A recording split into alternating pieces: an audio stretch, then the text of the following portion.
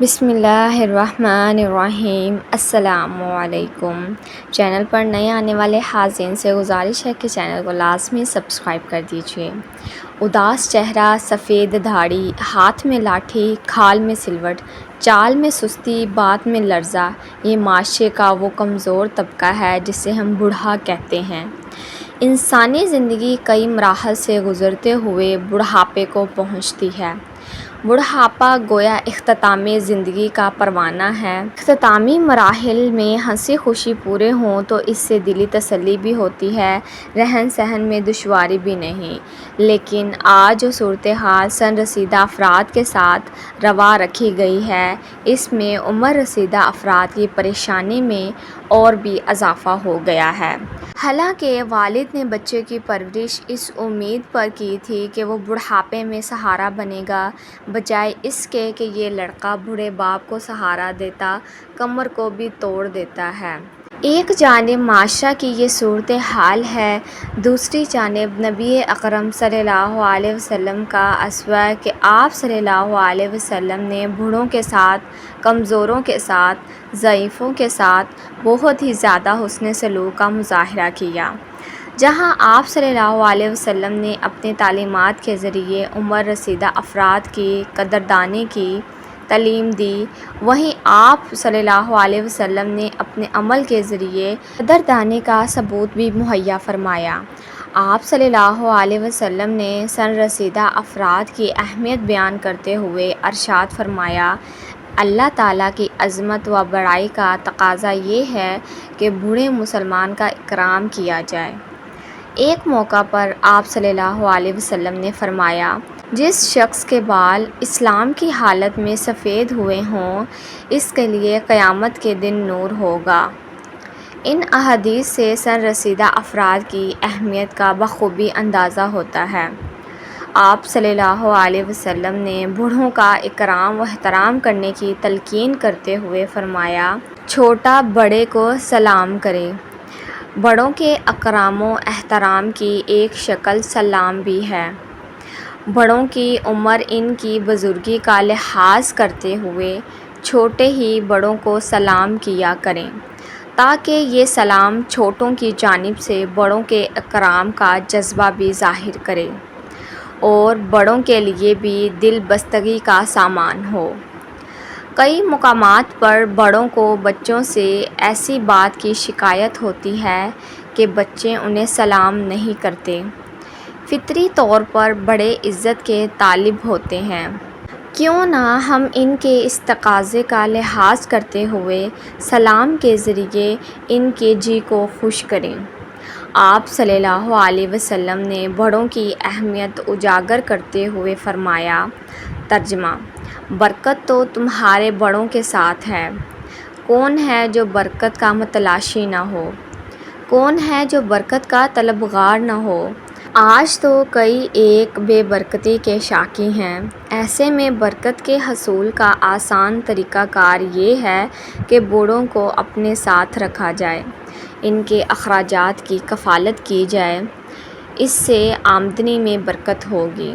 ایک موقع پر بوڑھوں کے اکرام کے فضائل و فوائد ذکر کرتے ہوئے آپ صلی اللہ علیہ وسلم نے فرمایا، جس نوجوان نے کسی بوڑھے کا اکرام اس کی عمر کی بنیاد پر کیا تو اللہ تعالیٰ اس کے لیے بڑھاپے میں اکرام کرنے والا شخص مقرر فرمائے گا۔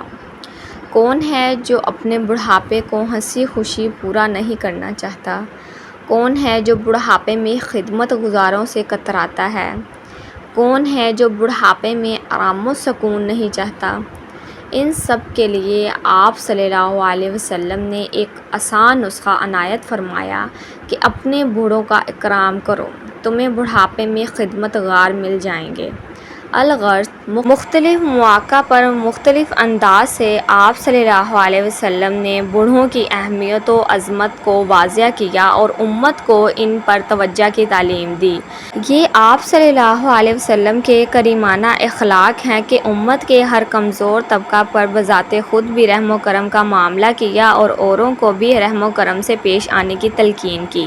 ایک سن رسیدہ آپ صلی اللہ علیہ وسلم کی مجلس میں حاضر ہوئے، آنے والے کے لیے لوگوں نے مجلس میں گنجائش نہ پیدا کی۔ آپ صلی اللہ علیہ وسلم نے اس صورتحال کو دیکھ کر صحابہ کرام سے مخاطب ہو کر فرمایا، جو شخص چھوٹوں پر شفقت نہ کرے، بڑوں کی عزت نہ کرے، وہ ہم میں سے نہیں۔ یعنی ایک مسلمان میں جو صفات ہونی چاہیے، ان میں سے ایک بڑوں کا اکرام بھی ہے۔ اگر کوئی اس وصف سے متصف نہیں تو گویا وہ ایک اہم مسلمانی صفت سے محروم ہے۔ اگر کوئی اس اہم اسلامی صفت کا خواستگار ہے تو اسے بڑوں کے اکرام میں بڑھ چڑھ کر حصہ لینا چاہیے۔ فتح مکہ کے بعد جو حیرت انگیز واقعات رونما ہوئے، انہی میں ایک اہم واقعہ حضرت ابوبکر صدیق رضی اللہ تعالیٰ عنہ کے بوڑھے والد کا بھی پیش آیا۔ لوگوں نے آپ صلی اللہ علیہ وسلم کے دست حق پرست پر اسلام قبول کرنے کے لیے انہیں آپ صلی اللہ علیہ وسلم کی مجلس میں حاضر کیا۔ آپ صلی اللہ علیہ وسلم نے ان کے بڑھاپے کو دیکھتے ہوئے فرمایا، ان کو گھر ہی میں کیوں نہ چھوڑا، میں خود ان کے گھر پہنچ جاتا۔ واضح رہے آپ صلی اللہ علیہ وسلم مکہ مکرمہ میں فاتح بن کر داخل ہو رہے ہیں، اس کے باوجود بوڑھوں کے ساتھ آپ صلی اللہ علیہ وسلم کا یہ رحیمانہ و کریمانہ سلوک ہے۔ یہ عمر رسیدہ افراد کی عملی قدردانی ہے، جس کا آپ صلی اللہ علیہ وسلم ثبوت فراہم کر رہے ہیں۔ آپ صلی اللہ علیہ وسلم نے ان کی تعظیم کرتے ہوئے یہ تصور نہ کیا کہ ابو قحافہ ایک طویل عرصہ تک کفر کی حالت میں رہے، اب کفر مغلوب ہوا تو وہ مسلمان ہو رہے ہیں۔ بعض دفعہ انسان سابقہ اختلاف کی وجہ سے کسی کی تعظیم و تکریم سے کتراتا ہے، حالانکہ اس میں ان لوگوں کے لیے اسوہ ہے کہ سن رسیدہ کی بہر صورت تعظیم کی جائے۔ ابو مسعود انصاری رضی اللہ تعالیٰ عنہ فرماتے ہیں کہ ایک دفعہ ایک صحابی آپ صلی اللہ علیہ وسلم کی خدمت میں حاضر ہو کر شکایت کرنے لگے کہ میں ظہر کی نماز میں فلاں شخص کی طویل قرات کی وجہ سے حاضر نہیں ہو سکتا۔ ابو مسعود رضی اللہ تعالیٰ عنہ کہتے ہیں کہ میں نے اس موقع پر آپ صلی اللہ علیہ وسلم کو جس غضبناک کیفیت میں دیکھا، اس سے پہلے کبھی نہ دیکھا تھا۔ پھر آپ صلی اللہ علیہ وسلم نے صحابہ کرام سے مخاطب ہو کر ارشاد فرمایا، نمازیوں میں نماز سے نفرت مت پیدا کرو، لہٰذا جو بھی شخص امامت کرے وہ ہلکی نماز پڑھایا کرے، کیونکہ اس میں کمزور بھی ہیں، بوڑھے بھی ہیں، ضرورت مند بھی ہیں۔ ایک اور موقع پر آپ صلی اللہ علیہ وسلم سے طویل قرات کی شکایت کی گئی تو آپ صلی اللہ علیہ وسلم نے حضرت معاذ رضی اللہ تعالیٰ عنہ پر غصہ ہوتے ہوئے فرمایا، اے معاذ، کیا تم لوگوں کو فتنہ میں ڈالنے والے ہو؟ 3 دفعہ آپ صلی اللہ علیہ وسلم نے ان کلمات کو دہرایا۔ غور و خوض کا مقام ہے کہ سن رسیدہ اور کمزور افراد کی رعایت کا سلسلہ نماز جیسے اہم فریضہ میں بھی جاری ہے۔ ان اقوال و احوال کا سرسری جائزہ لینے سے یہ بات بخوبی واضح ہو جاتی ہے کہ آپ صلی اللہ علیہ وسلم نے بوڑھوں کا ہر موقع پر لحاظ فرمایا۔ کسی بھی بوڑھے کا اکرام آپ صلی اللہ علیہ وسلم نے انسانیت کی بنیاد پر کیا۔ رشتہ داری و تعلق سے بالاتر ہو کر آپ صلی اللہ علیہ وسلم نے ہر سن رسیدہ کے اکرام کو ترجیح دی۔ آج ضرورت اس بات کی ہے کہ انسانیت کے اس ستم رسیدہ طبقے کے ساتھ احترام و اکرام کا معاملہ کیا جائے، ان کے حقوق جان کر پورے کرنے کی کوشش کریں، کسی چیز کے ذریعے بڑھاپے میں انہیں تکلیف نہ دیں، بعض دفعہ بوڑھوں سے ہونے والی خطاؤں سے نظر انداز کریں۔